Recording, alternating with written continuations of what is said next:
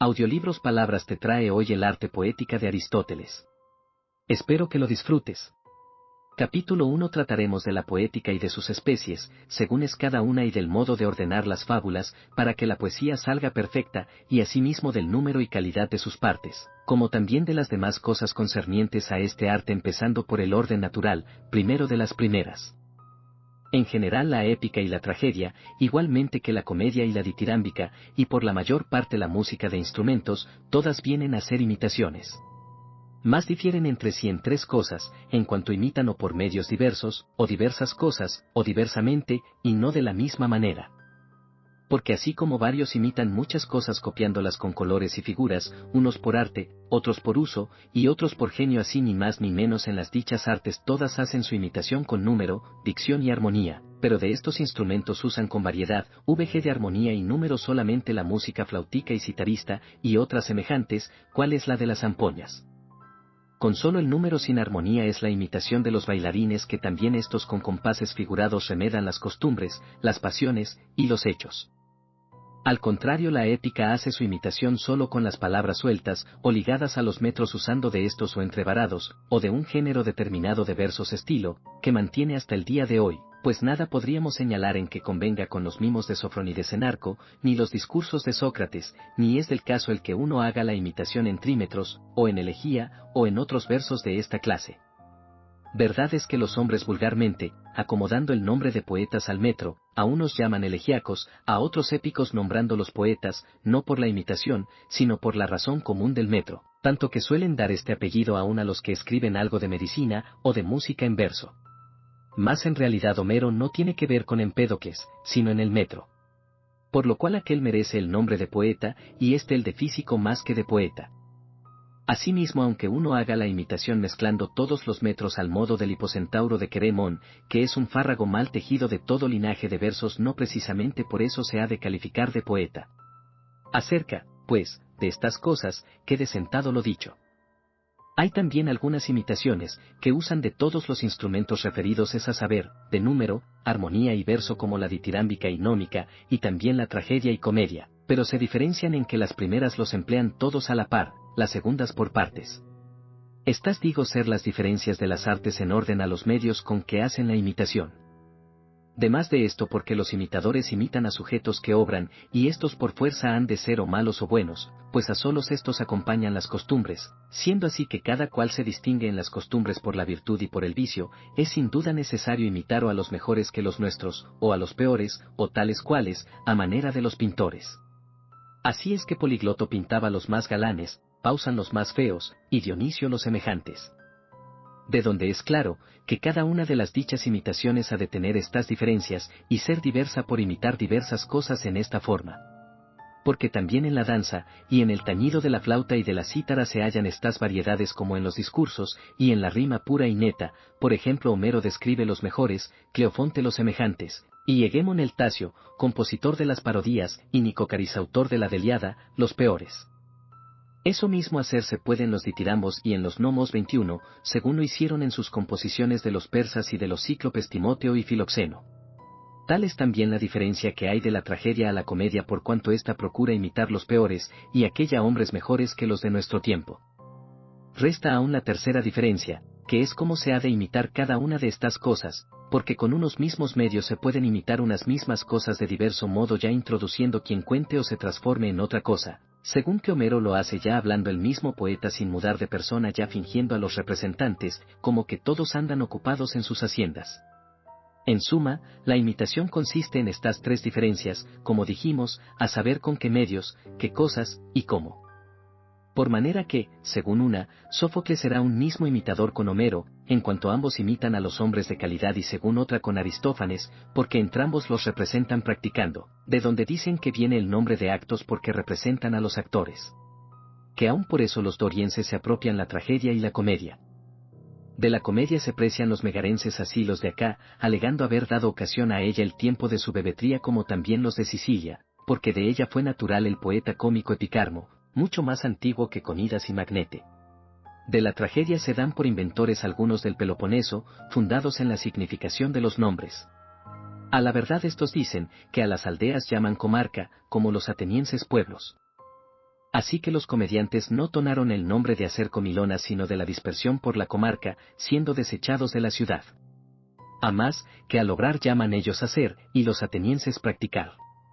En fin de las diferencias de la imitación y de cuántas y cuáles sean, baste lo dicho. Capítulo 2. Parece cierto que dos causas, y ambas naturales, han generalmente concurrido a formar la poesía. Porque lo primero, el imitar es connatural al hombre desde niño, y en esto se diferencia de los demás animales, que es inclinadísimo a la imitación y por ella adquiere las primeras noticias. Lo segundo, todos se complacen con las imitaciones, de lo cual es indicio lo que pasa en los retratos, porque aquellas cosas mismas que miramos en su ser con horror, en sus imágenes al propio las contemplamos con placer como las figuras de fieras ferocísimas, y los cadáveres. El motivo de esto es, que el aprender es cosa muy deleitable, no solo a los filósofos, sino también a los demás dado que éstos por breve tiempo lo disfrutan, ello es que por eso se deleitan en mirar los retratos, porque considerándolos, vienen a caer en cuenta y argumentar, qué cosa es cada uno, como quien dice este es aquel, que quien no hubiese visto antes el original, no percibiera el deleite por razón de la semejanza, sino por el primor de la obra, o del colorido, o por algún otro accidente de esta especie. Siéndonos pues tan connatural la imitación, como el canto, y la rima, que claro está ser los versos parte de las rimas, desde el principio los más ingeniosos y de mejor talento para estas cosas, adelantando en ellas poco a poco, vinieron a formar la poesía de canciones hechas de repente. 2. Después la poesía fue dividida conforme al genio de los poetas, porque los más graves dieron en imitar las acciones nobles y las aventuras de sus semejantes, y los más vulgares las de los ruines primeramente haciendo apodos, como los otros himnos y encomios. Verdad es que antes de Homero no podemos citar poema de ninguno a este tono, siendo verosímil que hubiese muchos, mas empezando de Homero, bien podemos cuáles su Margines y otros tales donde vino como nacido el verso yámbico, que aún por eso se llama yámbico ahora el verso burlesco porque en este metro se zumbaban a coros, y así entre los antiguos salieron rimadores, quien de versos jerárquicos, y quien de yambos. Más como en asuntos graves Homero fue grandísimo poeta, antes el único, no solo por tratarlos bien, sino porque hace los retratos al vivo igualmente ha sido el primero en dar una muestra de las gracias de la comedia, usando en la representación no de apodo, sino del gracejo como sea que el Margines tiene mucha analogía con las comedias, al paso que la Ilíada y la Odisea la tienen con las tragedias. Trazadas que fueron la comedia y la tragedia, de allí adelante los aficionados a entrambas poesías la seria y la jocosa, según su natural inclinación, unos en lugar de hacer yambos, se hicieron autores de comedias otros en lugar de versos heroicos compusieran tragedias, por ser más sublimes y más nobles estos asuntos, que aquellos. El averiguar empero si la tragedia tiene ya o no lo que basta para su perfección, ora sea considerada en sí misma, ora sea respeto del teatro, eso es otro punto. Por lo demás, haciéndose al principio sin arte así está como la comedia, la tragedia por los corifeos de la farsa ditirámbica, la comedia por los del coro fálico, cuyas mojigangas duran todavía en muchas ciudades recibidas por ley poco a poco fue tomando cuerpo, promoviéndolas los dichos, basta descubrirse tal cual forma de ellas. Con eso la tragedia, probadas muchas mutaciones, hizo punto ya que adquirió su ser natural. Entonces Esquilo dividió la compañía de los farsantes de una en dos, minoró las personas del coro y dispuso el papel del primer actor. Más Sófocles introdujo 3 personas y la variación de la escena. Demás de esto, aunque tarde, al fin décadas las fábulas ruines, y la dicción burlesca dando de mano al estilo satírico la grandeza de las acciones se representó dignamente. Al mismo tiempo se mudó el verso de 8 pies en yámbico, bien que al principio usaban el metro de 8 pies, por ser la poesía de sátiros, y más acomodada para bailar pero trabándose conversación, la misma naturaleza dictó el metro propio, porque de todos los metros el yambo es el más obvio en las pláticas, y así es que proferimos muchísimos yambos en nuestras conversaciones pero exámetros pocos y eso traspasando los límites del familiar estilo. Por último se dice haberse añadido muchos episodios y adornado las demás cosas con la decencia conveniente, sobre las cuales ya no hablaremos más, pues sería tal vez obra larga recorrerlas todas por menudo. La comedia es, como se dicho, retrato de los peores y más no según todos los aspectos del vicio, sino solo por alguna tacha vergonzosa que sea risible, por cuanto lo risible es cierto defecto y mengua sin pesar ni daño ajeno como a primera ojeada es risible una cosa fea y disforme sin darnos pena. En orden a las mutaciones de la tragedia, y por quien se hicieron, ya se sabe, pero de la comedia, por no curarse de ella al principio, se ignora, y aún bien tarde fue cuando el príncipe dio al público farsa de comediantes, sino que de primero representaban los aficionados. Más formada ya tal cual la comedia, se hace mención de algunos poetas cómicos, dado que no se sepa quién introdujo las máscaras, los prólogos, la pluralidad de personas, y otras cosas a este tenor. Lo cierto es, que Epicarmo y Formis dieron la primera idea de las fábulas cómicas. Así que la invención vino de Sicilia. Pero entre los atenienses Cratz fue el primero que, dando de mano a la idea bufonesca, compuso en general los papeles de los comediantes o fábulas. Cuanto a la épica, ha ido a un paso con la tragedia, hasta en lo de ser una imitación razonada de sujetos ilustres y apartarse de ella en tener meros versos, y en ser narratoria como también por la extensión. La tragedia procura sobre todo reducir su acción al espacio de sol a sol o no exceder mucho, mas la épica es ilimitada cuanto al tiempo, y en esto no van de acuerdo si bien antiguamente estilaban en las tragedias lo mismo que en los poemas épicos. Sus partes, unas son las mismas, otras propias de la tragedia. De donde, quien supiere juzgar de la buena y mala tragedia, también sabrá de la epopeya, porque todas las dotes de esta convienen a aquella bien que no todas las de la tragedia se hallen en la epopeya.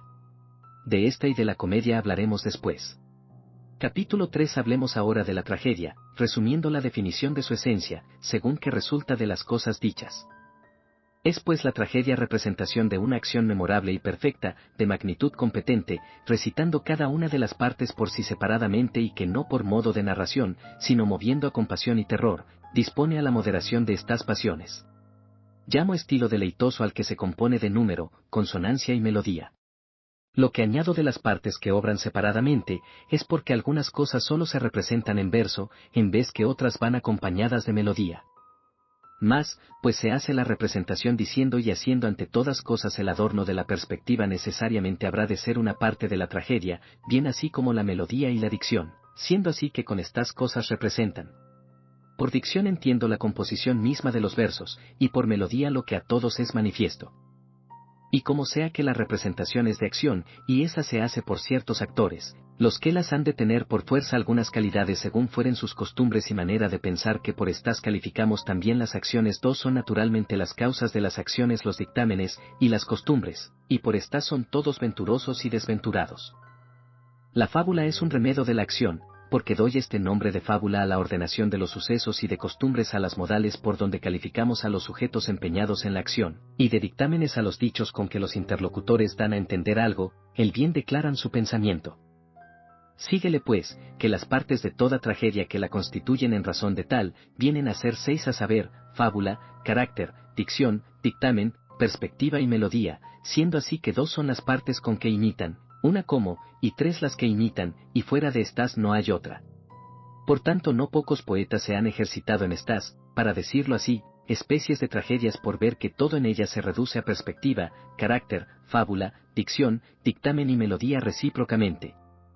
Pero lo más principal de todo es la ordenación de los sucesos.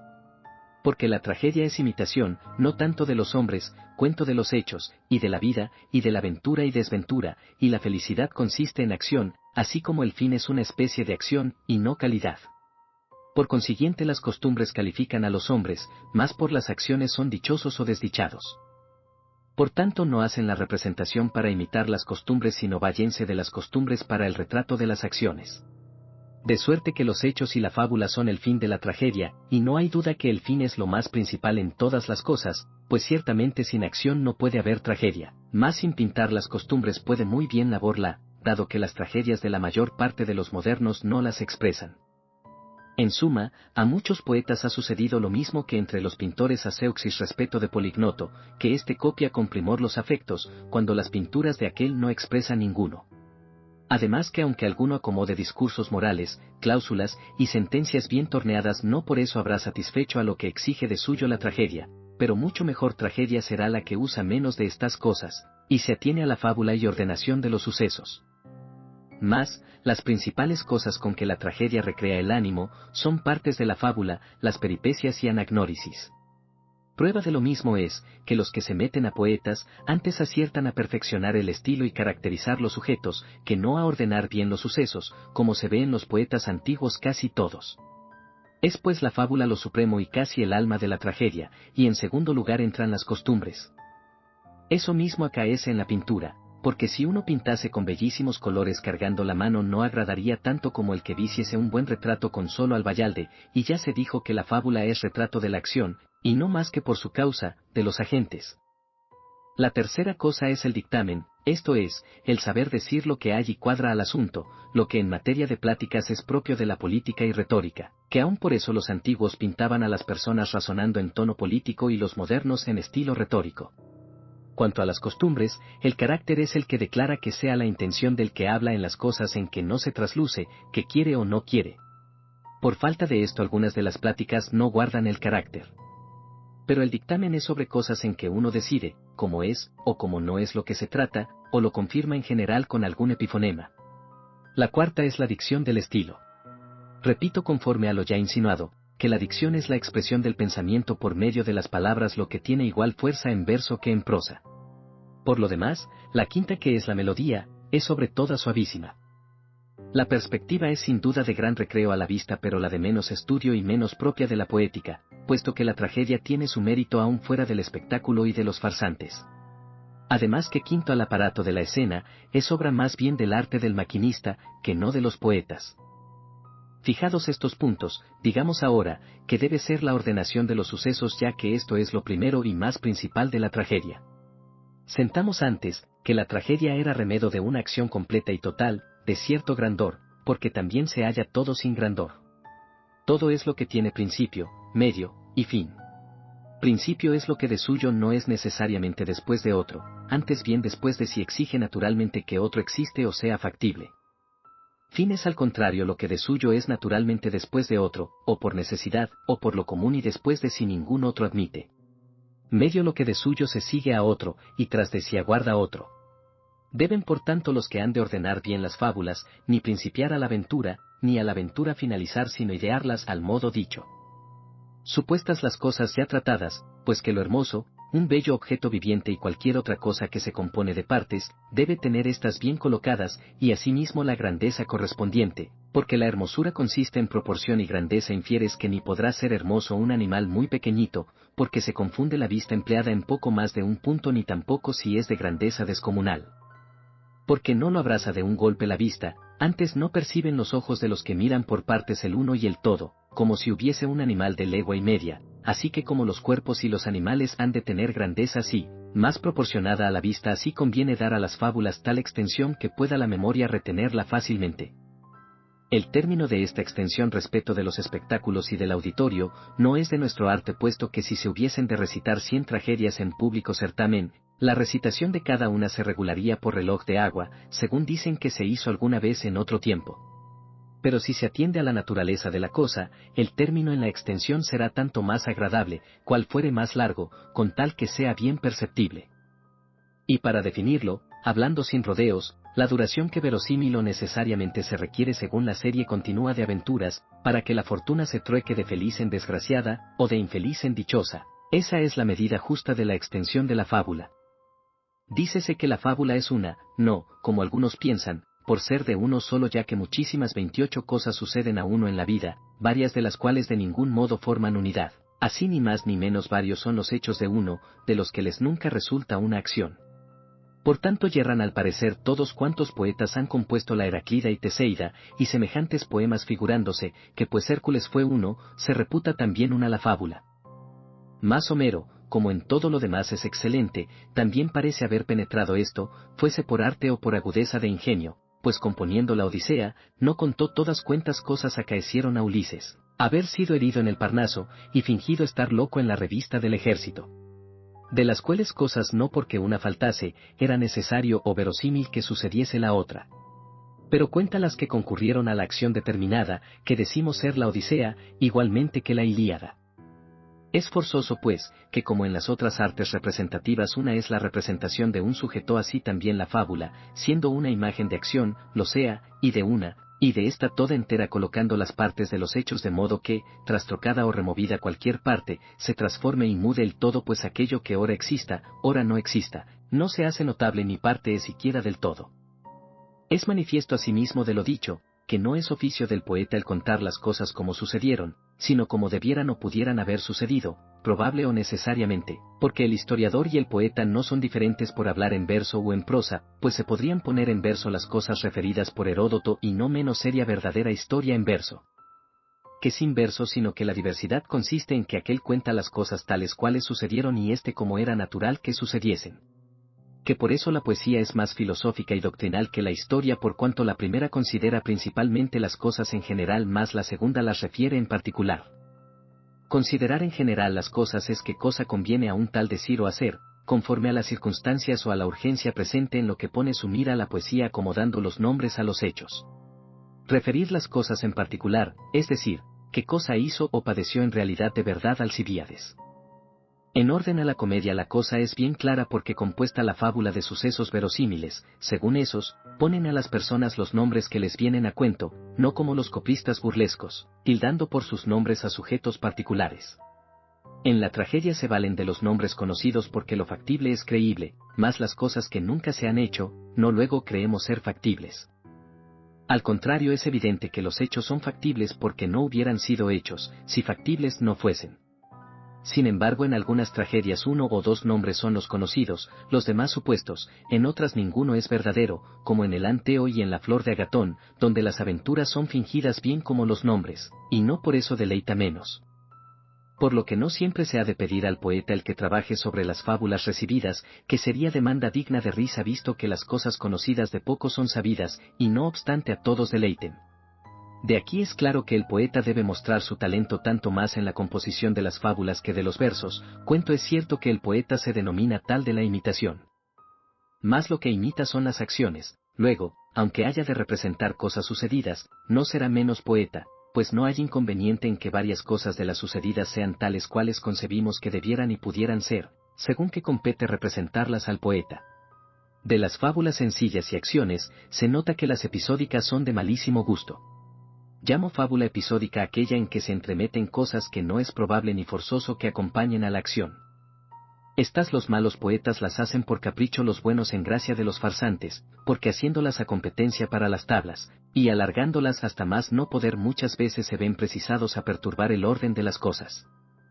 Más supuesto que las representaciones no sólo de acción perfecta, sino también de cosas terribles y lastimeras, estas cuando son maravillosas, suben muchísimo de punto, y más si acontecen contra toda esperanza por el enlace de unas con otras, porque así el suceso causa mayor maravilla, que siendo por acaso y por fortuna, ya que aun de las cosas provenientes de la fortuna aquellas son más estupendas, que parecen hechas como adrede, por ejemplo la estatua de Micio en Argos, que mató al matador de Micio cayendo sobre su cabeza en el teatro, pues parece que semejantes cosas no suceden acaso, es consiguiente que tales fábulas sean las más agradables.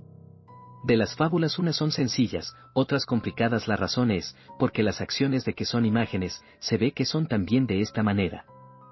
Llamo acción sencilla aquella que continuada sin perder la unidad, como queda definido, viene a terminarse sin peripecia ni anagnórisis, y complicada la que tiene su terminación con reconocimiento o mudanza de fortuna, o entrambas cosas, lo que deben hacer de la misma constitución de la fábula, de suerte que por las cosas pasadas avengan natural o verosímilmente los tales sucesos, pues hay mucha diferencia entre suceder una cosa por estas o después de estas aventuras. La revolución es, según se ha indicado, la conversión de los sucesos en contrario, y eso, como decimos, que sea verosímil o forzoso. Así en el Edipo, el que vino a darle buenas nuevas, con intención de quitarle el miedo de casarse con su madre, manifestándole quién era, produjo contrario efecto, y en el Linceo, que siendo conducido a la muerte, y Dánae tras él para dársela, sucedió por las cosas que intervinieron, el que Dánae muriese y se salvase el Linceo.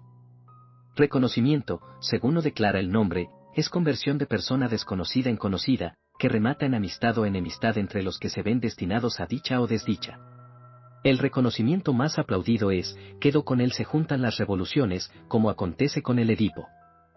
Hay también otras suertes de reconocimientos, pues en las cosas insensibles y casuales acaece a la manera que se ha dicho, y puede reconocerse si uno hizo tal, o no hizo, dado que la más propia de la fábula y de la acción es la sobredicha, porque semejante revolución y reconocimiento causará lástima y espanto. Aqueles son las acciones, de que se supone ser la tragedia un remedio. Fuera de que por tales medios se forjará la buena y la mala fortuna. Más por cuento el reconocimiento de algunos ha de ser reconocimiento, síguese que se den reconocimientos de dos géneros, algunos de una persona sola respecto de la otra, quedo esta ya es conocida de la primera, y a veces es necesario que se reconozcan entrambas. Por ejemplo, Ifigenia fue conocida de Orestes por el despacho de la carta, y todavía Orestes necesitaba otra señal para que le conociese Ifigenia. Según esto, dos son en orden a lo dicho las partes de la fábula revolución y reconocimiento, otra tercera es la pasión. Pasión es una pena nociva y dolorosa, como las muertes a la vista, las angustias mortales, las heridas y cosas semejantes. Las partes pues de la tragedia, que como esenciales se deben practicar, ya quedan dichas. Las integrales, en que como miembro separado se divide, son estas: prólogo, episodio, salida y coro. El coro tiene dos diferencias, una es la entrada y otra la parada. Estas son comunes a todas las tragedias, propias son las variaciones de escena y las lamentaciones. El prólogo es una parte entera y precede a la entrada del coro. El episodio es una parte de por sí y el intermedio entre la entrada y la parada del coro. Finalmente la partida es una parte entera de la tragedia, después de la cual cesa totalmente la música del coro. Tocante al coro, la entrada es la primera represa en acción de todo él y la parada el recitado del coro, que no admite anapesto ni coreo. Lamentación es el llanto común del coro en vista de la escena lamentable. Cuáles sean, repito, las partes esenciales de la tragedia que se han de poner en obra, consta de lo referido. Las integrales son las que acabo de apuntar. Ahora conviene añadir consiguientemente a lo dicho, qué cosas han de proponerse y cuáles evitar los que forman las fábulas, de donde resultará la perfección de la tragedia. Primeramente, supuesto que la composición de la tragedia más excelente ha de ser, no sencilla, sino complicada, y esta representativa de cosas espantables y lastimeras, como es propio de semejante representación, es manifiesto que no se han de introducir ni personas muy virtuosas que caigan de buena en mala fortuna, pues eso no causa espanto ni lástima, sino antes indignación, ni tampoco malvadas, que de mala fortuna pasen a buena, pues esta entre todas las cosas es amenísima de la tragedia. Y nada tiene de lo que se pide, porque ni es humano, ni lastimoso, ni terrible, ni tampoco sujeto muy perverso, que de dichoso pare en desdichado, porque tal constitución, dado que ocasione algún natural sentimiento, no producirá compasión ni miedo, porque la compasión se tiene del que padece no mereciéndolo, el miedo es de ver el infortunio en un semejante nuestro. Así que, tal paradero no aparece lastimoso, ni temible. Resta pues el medio entre los dichos, y este será el que no es aventajado en virtud y justicia, ni derrocado de la fortuna por malicia y maldad suya, sino por yerro disculpable, habiendo antes vivido en gran gloria y prosperidad, cuáles fueron Edipo, Tiestes, y otros ilustres varones de antigua y esclarecida prosapia. En conformidad de esto, es preciso que la fábula bien urdida sea más bien de un éxito sencillo, que no doble, como algunos pretenden, y por mudanza, no de adversa en próspera fortuna, sino al contrario de próspera en adversa, no por delitos, sino por algún error grande de las personas, que sean o de la calidad dicha, o en todo caso antes mejores que peores. Lo que se confirma por la experiencia. Porque antiguamente los poetas ponían en rima sin distinción las fábulas ocurrentes, pero ya las fábulas más celebradas están reducidas a pocas familias, a saber, las de Alemeón, Edipo, Orestes, Meleagro, Tiestes y Telefio, y a cuantos otros aconteció padecer o hacer cosas terribles. Por lo cual la tragedia según arte más perfecta es de esta forma, y así yerran los que esto culpan en Eurípides de que tal hace en las tragedias, muchas de las cuales terminan en desdicha, siendo eso, como queda declarado, lo que hace al caso, de lo cual es argumento grandísimo que así en los tablados, como en los certámenes, las tales son celebradas por más trágicas, si salen bien. Y cierto, Eurípides si bien no acierta en todo, al menos es tenido por el más trágico de todos los poetas. La segunda forma de tragedia, que algunos llaman la primera, es la que tiene doble destino, como la Odisea, que acaba en suerte contraria de los buenos a los malos, y es reputada por la primera por la decadencia de los teatros, dejándose llevar los poetas del antojo de los mirones, que no es de tal casta el deleite que se percibe de la tragedia, sino que será más propio de la comedia, pues en ella, bien que sean entre sí enemigos tan mortales como Egisto y Orestes, al fin se parten dándose las manos y ninguno muere a las del otro. Cabe sin duda el formar un objeto terrible y miserable por arte de perspectiva, y no menos cabe hacerlo por la constitución bien ordenada de las aventuras, lo que tiene el primer lugar, y es de poeta más diestro. Porque la fábula se debe tramar de modo que, aun sin representarla, con solo oír los acaecimientos, cualquiera se horrorice y compadezca de las desventuras, lo que avendrá ciertamente al que oyere leer la tragedia del Edipo. Pero el representar esto por medio de la perspectiva es cosa de ningún estudio, y que necesita de maniobra. Pues ya los que presentan a la vista, no un objeto terrible, sino precisamente monstruoso, no tienen que ver con la tragedia, que de esta no se ha de pretender todo linaje de recreación, sino la que lleva de suyo, y como la que resulta de la compasión y del terror la debe preparar el poeta mediante la imitación, es claro que se ha de sacar de los hechos mismos. Vengamos ahora a declarar cuáles de ellos son atroces y cuáles lastimosos. Véase desde luego ser necesario que las acciones recíprocas de los hombres sean o entre amigos, o entre enemigos, o entre personas neutrales. Si el enemigo matare al enemigo, no causa lástima, ni haciéndolo, ni estando a punto de hacerlo sino en cuanto al natural sentimiento, ni tampoco si se matan los neutrales. Más lo que se ha de mirar es, cuando las atrocidades se cometen entre personas amigas, como si el hermano mata o quiere matar al hermano, o el hijo al padre o a la madre, o hace otra fechoría semejante. Verdad es que no es lícito alterar las fábulas recibidas, como el que Clitemnestra murió a manos de Orestes, y Erífile a las de Alemeón, bien que deba el poeta inventar por sí mismo fábulas nuevas, o usar con discreción de las ya recibidas. Expliquemos más qué quiere decir con discreción.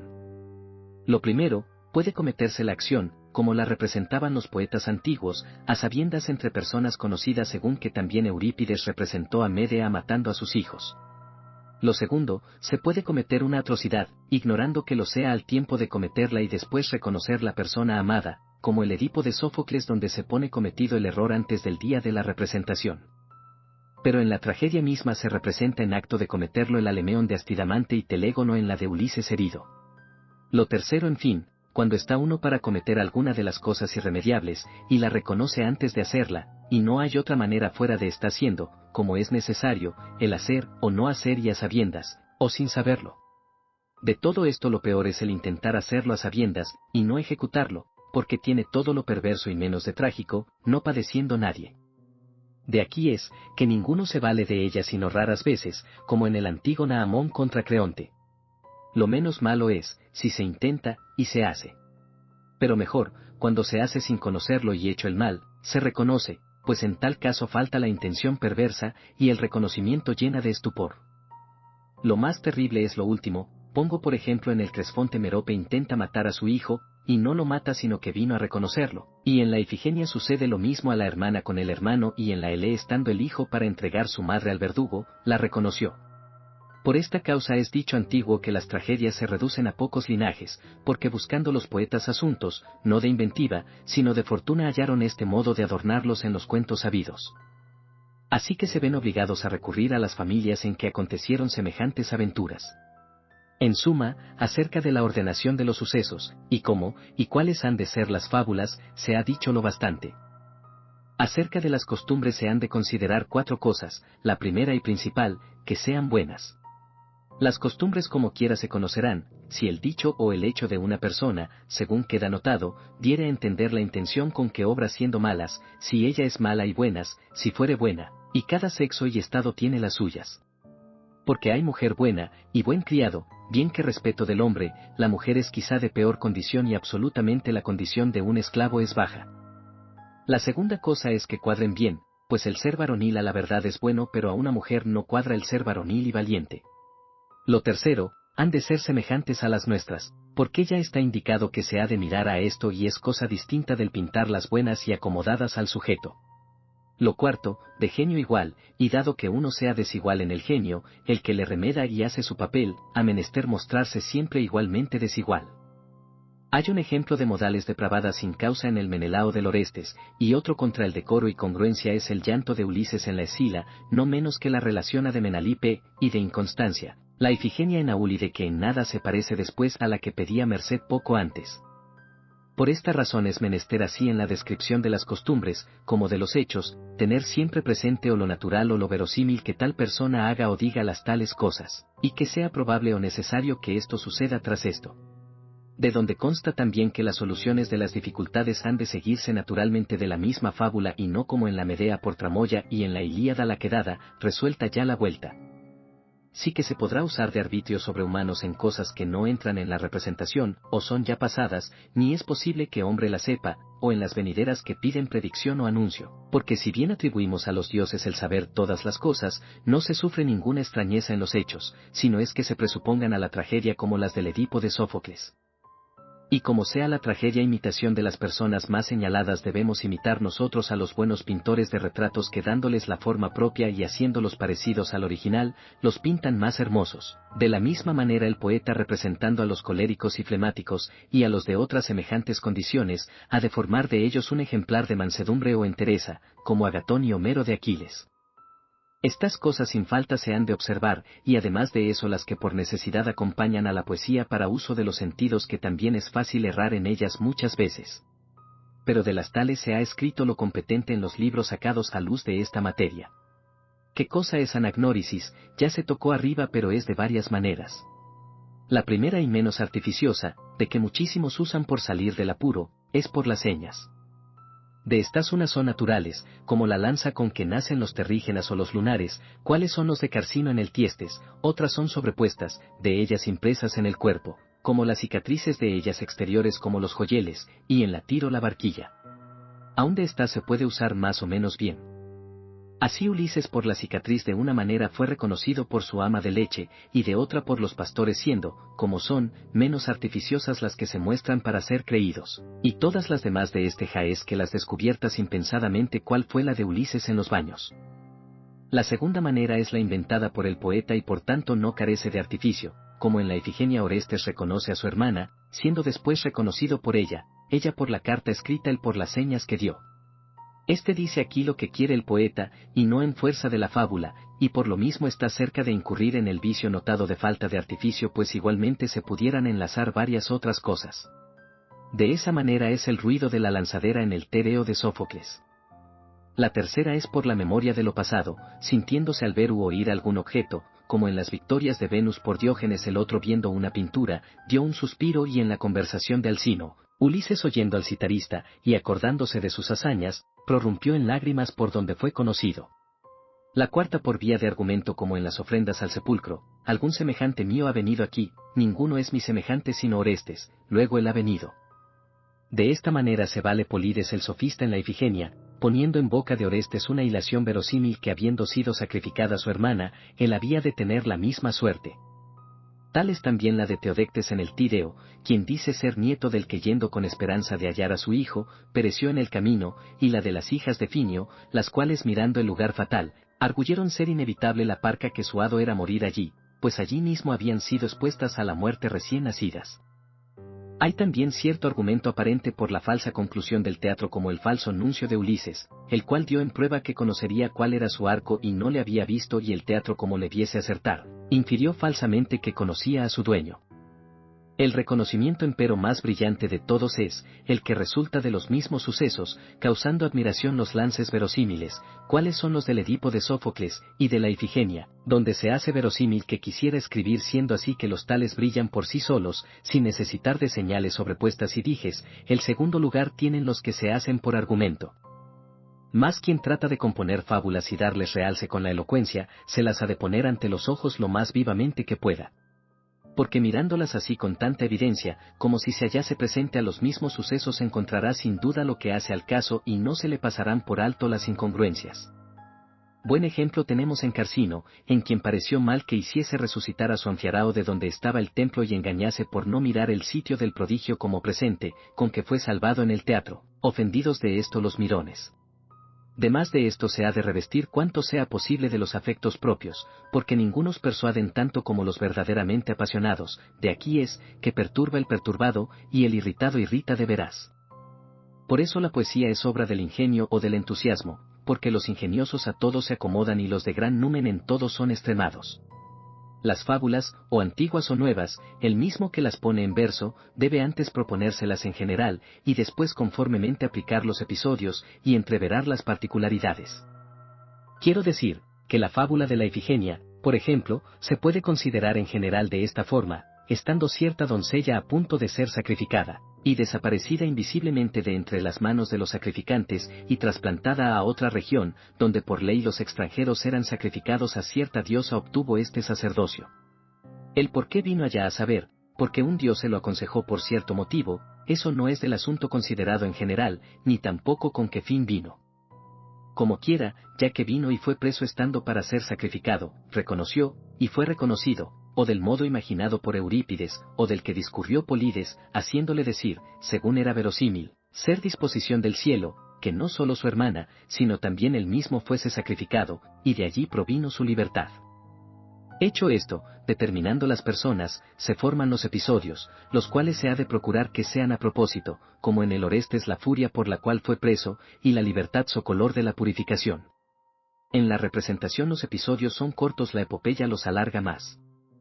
Por cierto que el cuento de la Odisea es bien prolijo, y se reduce a que andando perdido por el mundo fulano muchos años, y siendo perseguido de Neptuno hasta quedar solo y estando por otra parte las cosas de su casa tan mal paradas, que los pretendientes le consumían las rentas, y armaban acechanzas a su hijo, vuelve a su patria después de haber naufragado, y dándose a conocer a ciertas personas, echándose al improviso sobre sus enemigos, él se salvó y perdió a ellos.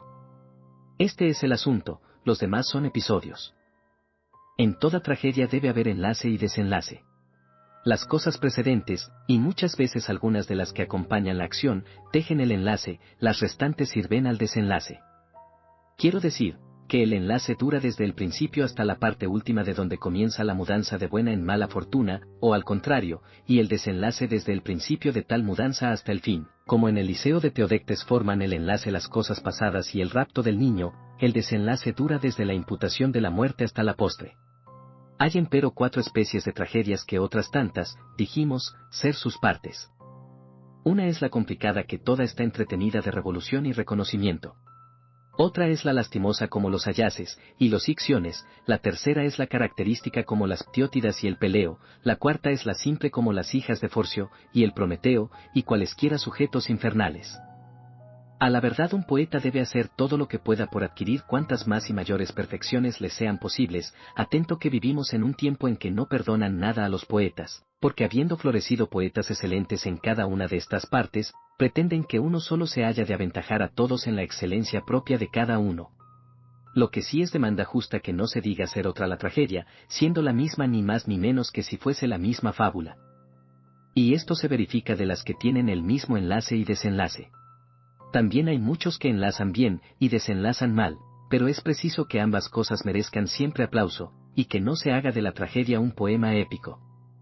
Llamo aquí poema épico un compuesto de muchos cuentos, como si uno quisiese meter toda la Ilíada en sola una tragedia, pues en ella, por ser tan dilatada, las partes guardan la magnitud correspondiente, pero en los actos dramáticos lo prolijo es contra la opinión recibida. En prueba de esto, ¿cuántos han tomado por asunto la conquista entera de Troya, y no por partes como Eurípides en la Niobé y la Medea, al revés de lo que hizo Esquilo, o son reprobados, o salen mal en el certamen, y así es que Agatón cayó en nota por esto solo?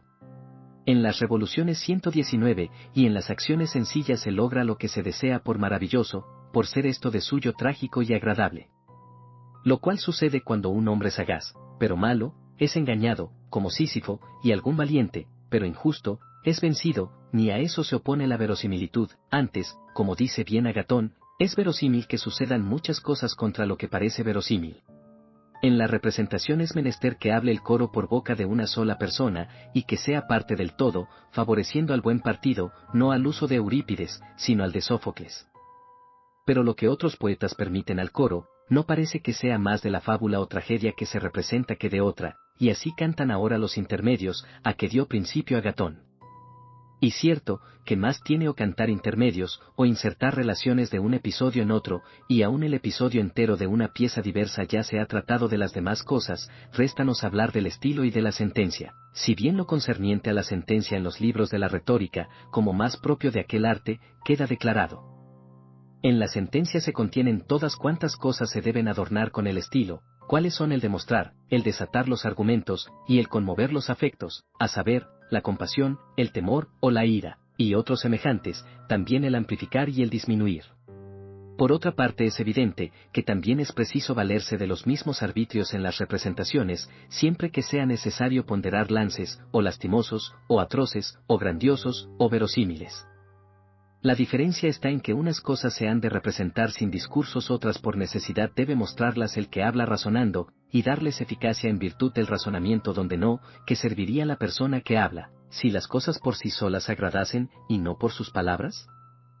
En orden al modo de decir hay cierta especie de doctrina, la cual regula los gestos de la pronunciación, y se ha de aprender de la farsa, y del que posea el primor de este arte, que significa mandato, que súplica, que narración, que amenaza, que pregunta, que respuesta, y lo que frisa con esto. Pues por la noticia o ignorancia de estos ademanes ninguna tacha resulta en la poética a lo menos que sea digna de aprecio. Porque ¿quién se podrá persuadir a que hay falta en lo que reprende Protágoras que en vez de suplicar, mandaba el que dijo, canta, diosa, el enojo, por cuanto nota que el mandar hacer, o no, tal cosa, es precepto? Así déjese esto a un lado, como materia de otra facultad, y no de la poética. Las partes de toda suerte de habla son estas: elemento, sílaba, conjunción, nombre, verbo, artículo, caso, palabra. Elemento es una voz indivisible, no como quiera, sino aquella de que se puede formar pronunciación articulada, ya que también las voces de las bestias son indivisibles, ninguna de las cuales llamo elemento. Este se divide en vocal, semivocal, y voz muda. Vocal es la que sin adición alguna tiene voz inteligible. ¿Cuáles son el A y la O? Semivocal la que impelida de otra se pronuncia. ¿Cuáles son la R y la S? Muda es la que con impulso ningún sonido hace por sí, pero unida con la que lo tiene, se hace inteligible. Tales son la G y la D. Estas difieren en la pronunciación por los gestos y situaciones de la boca, por la blandura y aspereza, por ser largas y breves, y también por el acento agudo, grave y circunflejo. De cada una de estas conviene instruirse por medio del arte métrica. Sílaba es una voz no significativa vocal, o compuesta de semivocal, o muda unida con la vocal. Así GR sin vocal no es sílaba y con la vocal A, gran, viene a serlo. Pero el enseñar estas diferencias también pertenece al arte métrica. Conjunción es una voz no significativa, que ni estorba, ni hace que una voz significativa se pueda componer de muchas voces, ya en el extremo, ya en medios de la cláusula, si no fuese más a propósito por su calidad ponerla al principio, a la verdad por cierto sin duda, o será una voz no significativa compuesta de muchas voces, capaz de unir las voces significativas. Artículo es una voz no significativa la cual muestra el principio o el fin, o la distinción de la palabra, lo dicho acerca de esto, o sea una voz no significativa, que ni quita ni pone, que una voz significativa pueda componerse de muchas voces, tanto en el extremo, como en el medio. Nombre es una voz compuesta significativa sin tiempo, de la cual parte ninguna significa de por sí, pues aún en los nombres formados de dos dicciones no se usa el que una parte signifique separada de la otra. En Teodoro el Doro no significa. Verbo es una voz compuesta significativa con tiempo, de la cual ninguna parte significa separadamente, como se dio del nombre. Así es que esta voz hombre y estatura blanco no significa el cuando, más estás anda y anduvo lo significan, la primera el tiempo presente, y la segunda el pasado. El caso es del nombre y del verbo, uno es oblicuo, como según esto, o para esto, y los semejantes, otro recto en singular o plural como los hombres, el hombre. El del verbo es según las personas y modos de interrogar o mandar, pues andaba él, y anda tú, casos son del verbo a la manera dicha. Palabra es una voz compuesta significativa de cuyas partes algunas significan por sí, mas no siempre con tiempo, porque no toda palabra se compone de nombres y verbos como se ve en la definición del hombre, sino que puede haber palabras sin verbo, lo que sí tendrá siempre es alguna parte significante, vg en esta Cleontean del Creonte. La palabra es una de dos maneras, o porque significa una cosa sola, o un complejo de muchas cosas, así la Ilíada es una por el complejo, pero la definición del hombre significa una sola cosa. Las especies del nombre son varias, una es simple, yo llamo simple la que no se compone de partes significantes, otra es doble, y de esta cual se compone de parte significante, y de no significante cual de partes todas significantes. Podrías también dar nombre triplo y cuádruplo, como son muchos de los megalitos, vg Hermoca y Coxanto. Verdad es, que todo nombre o es propio, o forastero, o metáfora, o gala, o formado de nuevo, o alargado, o acortado, o extendido. Llamo propio aquel de que todos usan y forastero el que los de otra provincia. De donde consta, que un mismo nombre puede ser propio y forastero, mas no para unos mismos. Porque sigüino para los chipriotas es propio, y para nosotros extraño. Metáfora es traslación de nombre ajeno ya del género a la especie, ya de la especie al género, el de una a otra especie, o bien por analogía. Pongo por ejemplo, del género a la especie paréceme la nave, siendo así que tomar puerto es una especie de pararse. De la especie al género, más de 10.000 hazañas hizo Ulises, donde 10.000 significa un número grande, de que usa Homero aquí en vez de muchas. De una especie a otra especie, el alma le sacó con el acero, con duro acero le cortó la vida, puso sacar y cortar recíprocamente, porque ambos a dos verbos significan quitar algo. Traslación por analogía es, cuando entre cuatro cosas así sea la segunda con la primera, como la cuarta con la tercera, con que se podrá poner la cuarta por la segunda, y la segunda por la cuarta, y a veces por lo que se quiere dar a entender, lo que dice respecto a cosa diversa, lo que la bota es para Bacó, eso es la rodela para Marte, dirás pues la rodela, bota de Marte y la bota, rodela de Bacó, como también, lo que es la tarde respeto del día. Eso es la vejez respeto de la vida, con que se podrá decir, la tarde rojez del día y la vejez tarde de la vida o como dijo Empédocles, el ponente de la vida. Aunque hay cosas que no tienen fijo nombre de proporción, todavía se les puede aplicar por semejanza, el arrojar la simiente, se dice sembrar y el rayar la luz del sol carece de nombre, pero lo mismo es esto respeto del sol, que la simiente respeto del sembrador. Por eso se dijo, sembrando la luz divinamente hecha. De otra manera se puede usar de esta especie de metáfora, tomando lo ajeno, y añadiendo algo de lo propio como si uno llamase a la rodela bota de Marte sí, pero sin vino. Formado nuevamente será el nombre que nadie ha usado jamás, y lo finge de suyo el poeta que varios al parecer son tales, como el llamar ramas a los cuernos del ciervo, y suplicado al sacerdote. El alargado es, cuando la vocal breve se hace larga, o se le interpone una sílaba. El acortado, cuando se le cercena algo de lo suyo, u de lo interpuesto. Ejemplo del primero es de la Cid, por de la ciudad y Pelideano, hijo de Peleo, por Pelides. Del segundo disque, por dicen que, y en cas de, por en casa de, y lo del otro una es de ambos la mira, por mirada, como también si de dos vocales se hace una vez por vez. Extendido es, cuando parte se deja, y parte se añade, contra el pecho derechísimo, por derecho. Los nombres se dividen en masculinos, femeninos, y medios o neutros. Los masculinos acaban todos en N, en R, el en una de estas dos letras dobles PS, si es mudas.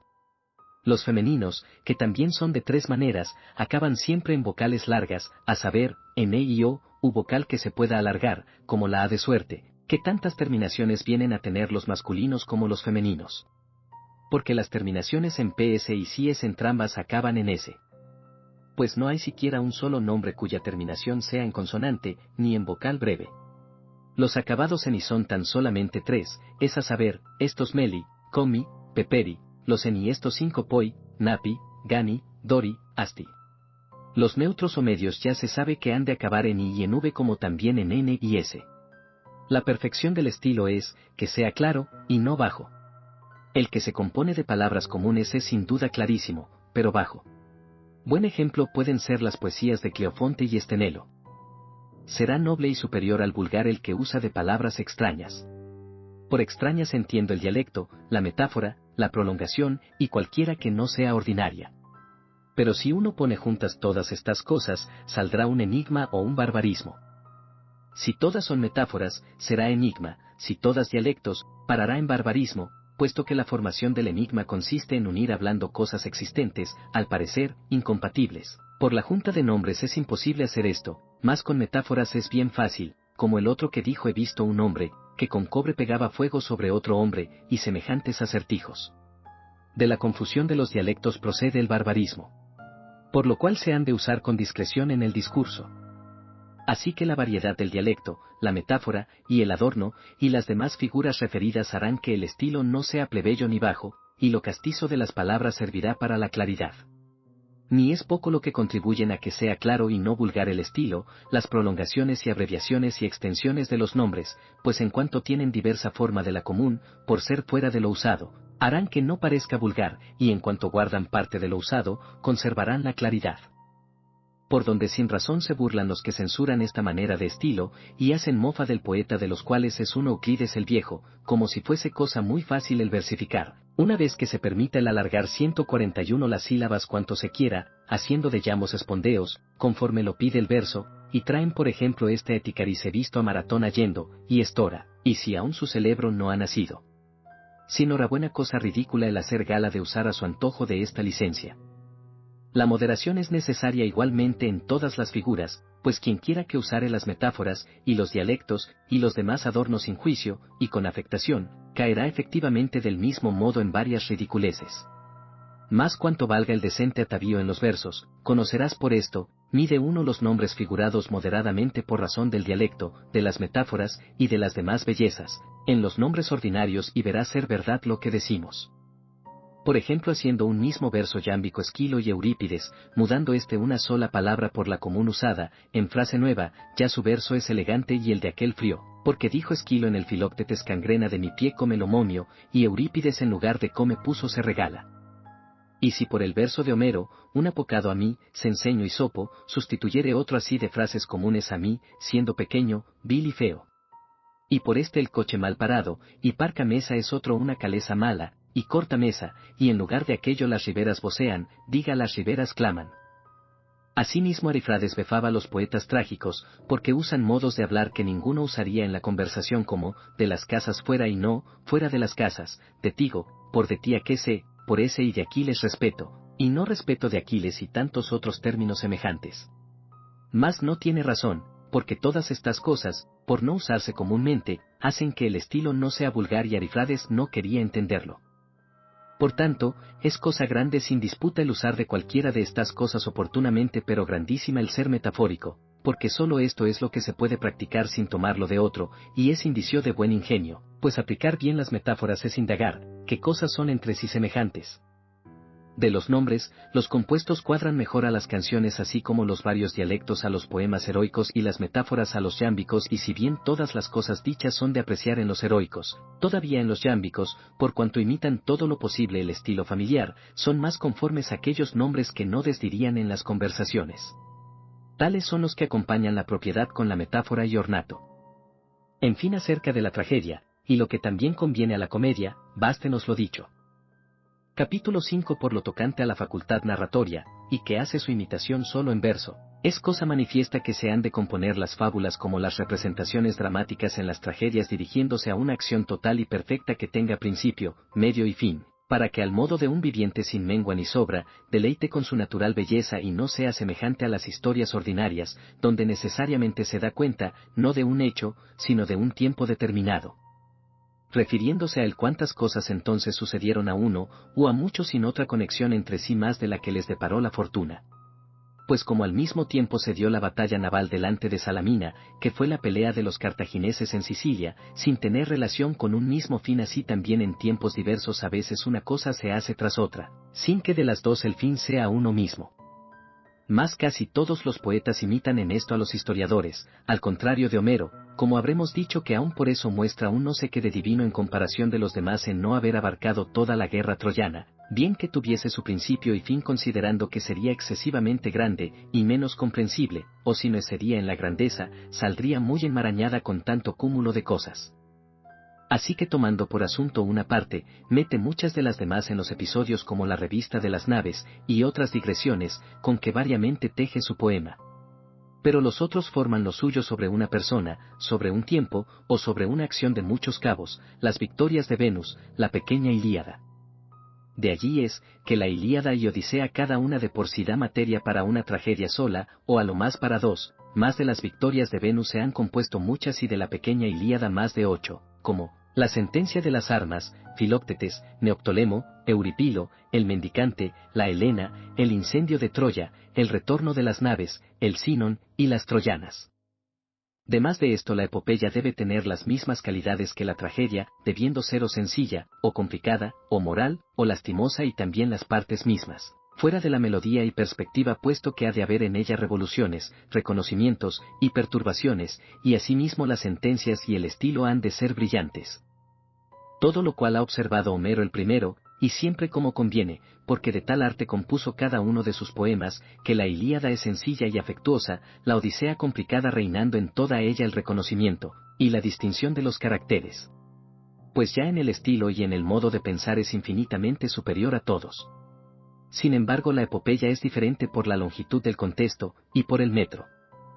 El término conveniente de la longitud ya está insinuado de suerte que pueda uno hacerse cargo al mismo tiempo del principio y del fin, y esto se logrará, si las composiciones fueren menos prolijas que las de los antiguos, y equivalentes a muchas tragedias propuestas a la censura de un auditorio crítico.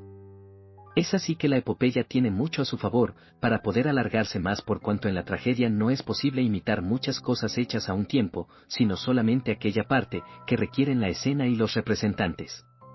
Más en la epopeya, por ser mera narración, cabe muy bien el unir en verso muchas partes con sus cabos, por las cuales, siendo propias, crecerá la estructura del poema. De manera que tiene esta prerrogativa para ser más grandiosa y divertir al oyente y variar los episodios puesto que la uniformidad, saciando presto, es causa de que las tragedias desagraden. En orden al verso, el heroico es el que mejor aprobado por la experiencia, pues si uno quisiese hacer la imitación narratoria en cualquier otro verso, o en varios, parecería sin duda disonante, cuando al contrario el heroico es el más pausado y grave de los metros, y aún por eso recibe mejor que ninguno dialectos y metáforas al paso que la ligereza de los otros es impropia para la narrativa, siendo así que el yámbico y el tetrámetro son naturalmente ligeros este saltarín, y aquel activo. Todavía fuera cosa más absurda el mezclarlos todos a ejemplo de Queremón. Por tanto nadie ha hecho composición larga en otro metro fuera del heroico, y es que naturaleza misma enseña a discernir lo conveniente. Entre todos Homero merece ser alabado, así por otras muchas cosas, como principalmente porque solo él sabe lo que corresponde a su oficio, pues el poeta debe hablar lo menos que pueda en persona propia no siendo en eso imitador. Al revés los demás se empeñan continuamente en decir sus razones, imitando pocas cosas, y raras veces. Mas haciendo la salva en pocas palabras, introduce inmediatamente a un hombre, o a una mujer, o a otro sujeto y ninguno sin divisa, sino revestido de su propio carácter. A la verdad en las tragedias es menester emplear lo maravilloso pero mucho mayor proporción tiene para eso la epopeya, la causa es porque no se ve con los ojos la persona operante. Por cierto, si se representara en el teatro la carrera de Aquiles persiguiendo a Héctor, parecería bien ridícula, mirando a tantos soldados quedos sin moverse, y a él que les hace señas que nadie le siga. Más en los versos se disimula más fácilmente y lo maravilloso deleita, de lo cual es buen indicio, que los que se ponen a contar cuentos prometen esto a fin de ganar las voluntades. Homero es también el que con arte ha enseñado a los demás a contar fábulas con visos de verdad lo que viene a ser paralogismo, creyendo vulgarmente los hombres que dada o hecha esta cosa, resulta ordinariamente es otra, y si la última existe, también debió existir o hacerse la primera, y esto engaña, por cuanto cabe que la primera sea falsa, ni es tampoco absolutamente necesario, que por existir esta, se haga o se siga es otra, o al revés, dado que nuestra mente conociendo ser cierta es otra. Infiere falsamente que también la primera lo es. En todo caso más vale elegir cosas naturalmente imposibles, con tal que parezcan verosímiles, que no las posibles, si parecen increíbles. Ni menos se han de componer las fábulas de partes chocantes a la razón, antes se ha de poner grandísimo cuidado en que ninguna sea tal, y a no poder más, supóngase fuera de la representación, como el no haber sabido Edipo, de qué manera fue la muerte de Layo, y nunca dentro del acto como en la Electra las nuevas de los juegos pitios o en los misios el mudo que viene de Tegea a Misia. Por lo demás el decir que de otra suerte no tendría lugar la fábula, es cosa de risa, porque primeramente no hay necesidad de valerse de tales fábulas y cuando sean admitidas, se ha de disimular el absurdo del modo más razonable, ya que las cosas inverosímiles, como aún en la Odisea el desembarcó, claramente se verían no ser tolerables, si un mal poeta las refiriese. Más en nuestro caso el poeta sazonando la narración con otros primores, logra encubrir el absurdo. Finalmente se ha de atender a la variedad del estilo en los lugares estériles, y no en los patéticos y sentenciosos puesto que al trocado el estilo demasiadamente brillante oscurece los afectos y las sentencias. Capítulo 6 Vial, a las objeciones que se hacen, y a las soluciones que se dan, se verá claramente de cuántas y cuáles especies sean, por las reflexiones siguientes.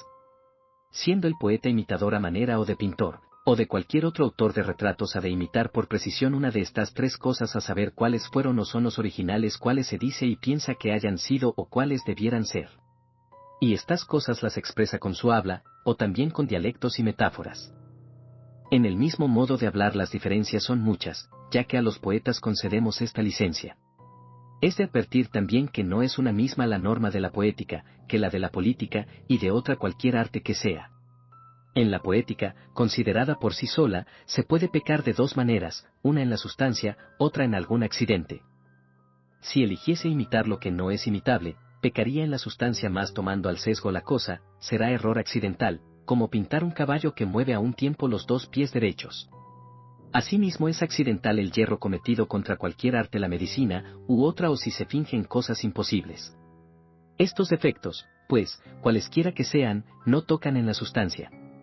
De donde reflexionando se ha de satisfacer a las objeciones en que se achacan faltas.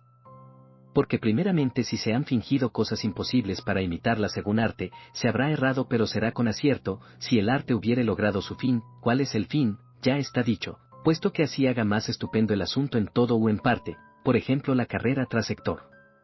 Que si el fin se pudiese conseguir poco más o menos sin eso conforme a las reglas del arte, no será excusable la culpa, porque se debe, si cabe, de todas maneras evitar el yerro. Todavía este es menos perdonable, cuando se comete contra las reglas del arte, que no por otro accidente, pues menos reprensible sería el pintor en ignorar que la cierva no tiene cuernos, que no en sacar mal su retrato.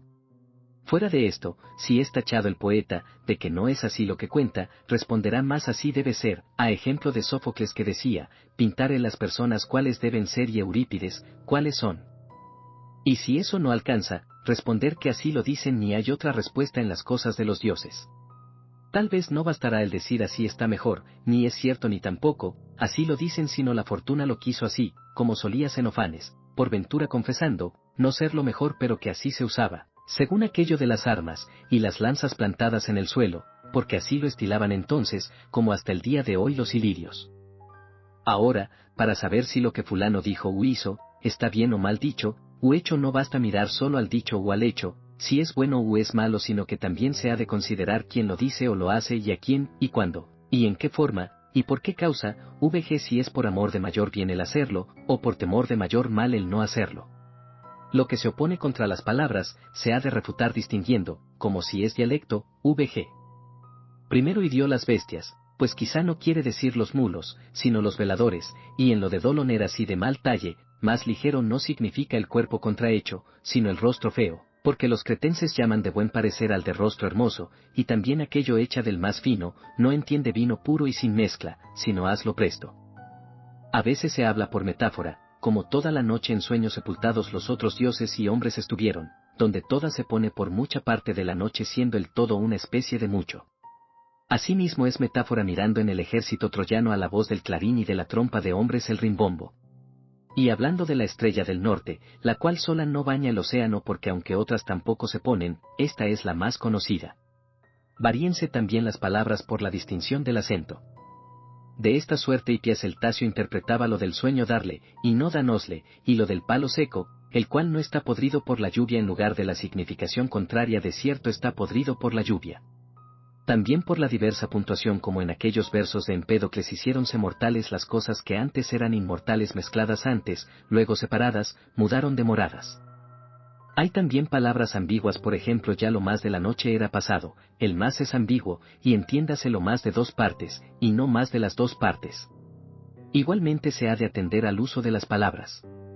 Así dicen, mezclar el vino por echarlo, aunque sea puro. De aquí es también el decir botín de estaño, arnés flamante y nuevo y broncistas a los que trabajaban el fierro. De donde se dijo también Ganimedes a Júpiter servir copa de vino no bebiendo vino los dioses, sino néctar, si bien esto se puede explicar por metáfora. Pero cuando el nombre, al parecer, significa alguna contrariedad, es menester examinar cuántos significados admite lo que se dice, como allí el dardo acerado se detuvo, por ser embarazado del escudo. Esto que decimos de los muchos significados, tiene lugar en cierto modo donde quiera mayormente contra los que se figuran las cosas al revés de lo que significan, porque hay algunos, como dice Glauco, preocupados sin razón, que después de haber condenado al poeta, se ponen a discurrir y tachar, y como si hubiese dicho lo que se les antoja, le dan por culpado, si les parece contrario a sus preocupaciones. Esta suerte han padecido las cosas atribuidas a Icario, por cuanto los censores haciéndole lacedemonio, sin más ni más deciden ser despropósito que Telémaco no encontrase con él viniendo a la ceremonia. Pero quizá es más cierto lo que dicen los cefalenos que Ulises se casó en su tierra. Pues la objeción de que su nombre es Icario, y no Icario, lejos de ser fundada, a mi ver, es error manifiesto. 6 En suma lo que se dice imposible, se ha de sanear alegando ser conforme a poesía, o mejor, o según el común sentir. Y cierto que por respeto a la poesía conviene antes escoger un asunto, aunque parezca imposible, si es creíble, que otro posible, no siendo creíble, que tales han de ser los retratos, cuales los pintaba Zeus, siempre atento a lo más perfecto, pues lo que se pone por ejemplar, es preciso que sea excelentísimo en su línea. Si se dice que son cosas contra razón, responder del mismo modo y aún tal vez negarlo absolutamente porque también es verosímil que sucedan cosas contra toda verosimilitud. Las que se arguyen de contradicción, se han de evaluar al contraste de la lógica VG si es lo mismo según lo mismo y del mismo modo, o si es una misma persona si hace relación a las cosas que dice ella misma, o a las que un hombre cuerdo supone por ciertas. Entonces sí que será justa la censura, cuando sin necesidad alguna el poeta fingiere irracionalmente cosas mal parecidas o mal hechas, como Eurípides del Egeo en la Medea, y de Menelao en Orestes. En fin, las objeciones que se hacen a los poetas son de 5 especies que dicen cosas imposibles, o irracionales, o ajenas del asunto, o contradictorias, o no conformes al arte. Las soluciones se han de tomar de las excepciones, que en todas son 12. Capítulo 7. Ahora se podría con razón dudar, ¿cuál es mejor, la imitación de la epopeya, o la que hace la tragedia? Que si la menos mecánica es la mejor, y por lo mismo pide espectadores más inteligentes, claro está, que la que todo lo remeda es bien mecánica. Por eso los representantes, como que nada entienden los mirones, si no se lo hacen palpable, se mueven de 1000 maneras a modo de los malos flauteros, que cuando tocan la tonada del disco, se bambolean y cuando la de la escila, se agarran del corifeo. Por cierto, la tragedia es tal y es así que aún los farsantes antiguos han hecho este juicio de los nuevos, pues Menisco llamaba mono a Calípedes, viéndole tan extremado en los gestos y menos. Igual concepto se tenía de Píndaro, y como estos son mirados respeto de los otros, así es reputada toda su arte respeto de la epopeya.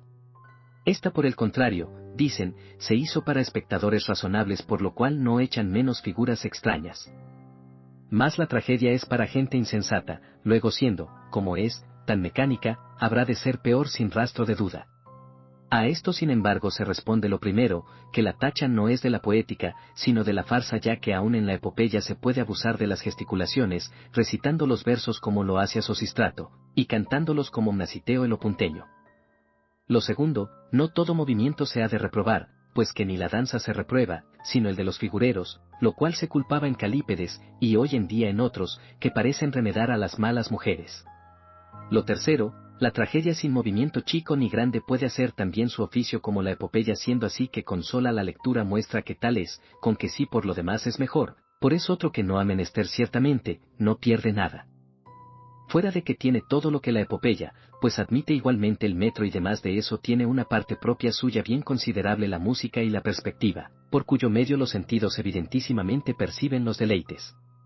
Añádase, que pone las cosas delante de los ojos no solo por la lectura, sino también por la representación de los hechos. Sobre todo, el fin de la imitación se logra en ella más presto porque reducido a tiempo más corto, deleita mucho más, que si se dilata por largo espacio. Pongo por ejemplo, si uno extendiese el Edipo de Sófocles en tantos versos cuantos contiene la Ilíada. Dejo aparte que la imitación de los poetas épicos, cualquiera que sea, nunca es tan una como la trágica. La prueba es que de cualquier poema épico se hacen muchas tragedias. Lo cual es tanta verdad, que si tratan de componer una sola fábula, por necesidad, o queriendo abreviarla, la sacan manca, o dejándose llevar de la copia de versos, queda lánguida, que si amontonón muchas, es decir, una compuesta de muchas acciones ya no es una, como sea que la Ilíada y Odisea tienen muchas partes de este género, que por sí solas tienen suficiente grandeza no obstante que los dichos poemas están compuestos, cuanto cabe, perfectísimamente. Y son sin comparación más que otro ninguno imitación de una acción sola. Luego si la tragedia se aventaja en todas estas cosas, y todavía más en el efecto propio del arte, supuesto que se ordenan ambas a causar no una recreación caprichosa, sino la que va dicha, habrá de ser mejor que la epopeya, como quien toca su fin más pronta y derechamente. En conclusión, acerca de la tragedia y de la epopeya, tanto de ellas, como de sus especies, y de sus partes cuantas son, y en qué se diferencian y cuáles son las causas de lo bien o mal hecho y asimismo de las objeciones y soluciones, no tengo más que decir.